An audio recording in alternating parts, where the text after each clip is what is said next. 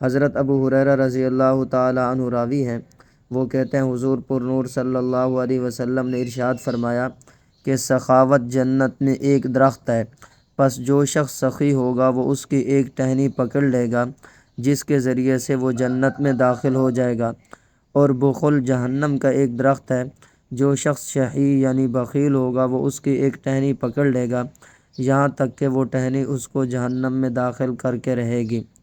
میرے محترم دوستو، حدیث شریف کا مطلب ظاہر ہے کہ جب بخل جہنم کا درخت ہے تو اس کی ٹہنی پکڑ کر جو شخص چڑھے گا وہ جہنم ہی میں پہنچے گا۔ ایک حدیث شریف میں ہے کہ جنت میں ایک درخت ہے جس کا نام سخا ہے، سخاوت اسی سے پیدا ہوئی ہے، اور جہنم میں ایک درخت ہے جس کا نام شح ہے، شح اسی سے پیدا ہوا ہے۔ شحیح آدمی جنت میں داخل نہ ہوگا۔ آپ صلی اللہ علیہ وسلم کی حدیث مبارکہ ہے، لا يدخل الجنت خب ولا بخیل، جنت میں نہ تو چال باز آدمی داخل ہوگا نہ ہی بخیل داخل ہوگا۔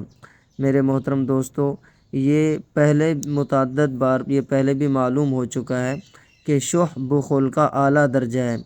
ایک اور حدیث شریف میں ہے کہ سخاوت جنت کے درختوں میں سے ایک درخت ہے جس کی ٹہنیاں دنیا میں جھک رہی ہیں، جو شخص اس کی کسی ٹہنی کو پکڑ لیتا ہے وہ ٹہنی اس کو جنت تک پہنچا دیتی ہے، اور بخل جہنم کے درختوں میں سے ایک درخت ہے جس کی ٹہنیاں دنیا میں جھک رہی ہیں، جو شخص اس کی کسی ٹہنی کو پکڑ لیتا ہے وہ ٹہنی اس کو جہنم تک پہنچا دیتی ہے۔ میرے محترم دوستو، یہ ظاہر چیز ہے کہ جو سڑک اسٹیشن پر جاتی ہے، جب آدمی اس سڑک پر چلتا رہے گا تو لا محالہ کسی وقت اسٹیشن پر پہنچے گا۔ اسی طرح سے یہ ٹہنیاں جن درختوں کی ہیں، جب ان کو کوئی پکڑ کر چڑھے گا تو جہاں وہ درخت کھڑا ہے وہاں پہنچ کر رہے گا۔ اللہ تعالیٰ مجھے تمام مسلمانوں کو سخی بنائے، بخل سے بچائے، آمین۔ آخر میں آپ سے گزارش یہ ہے، یہ حضور پر نور صلی اللہ علیہ وسلم کی حدیث مبارکہ کا درس ہے، ثواب کی نیت سے شیئر کیجئے گا۔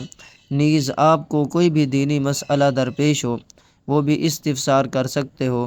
مفتی محمد افضل عفا اللہ عنہ۔ بسم اللہ الرحمن الرحیم۔ عن ابی ہریرہ رضی اللہ تعالی عنہ قال قال رسول اللہ صلی اللہ علیہ وسلم، السخاء شجرۃ فی الجنہ فمن کان سخیا اخذ بغصن منها فلم یترکہ الغصن حتی یدخلہ الجنہ، والشح شجرۃ فی النار فمن کان شحیحا اخذ بغصن منها فلم یترکہ الغصن حتی یدخلہ النار۔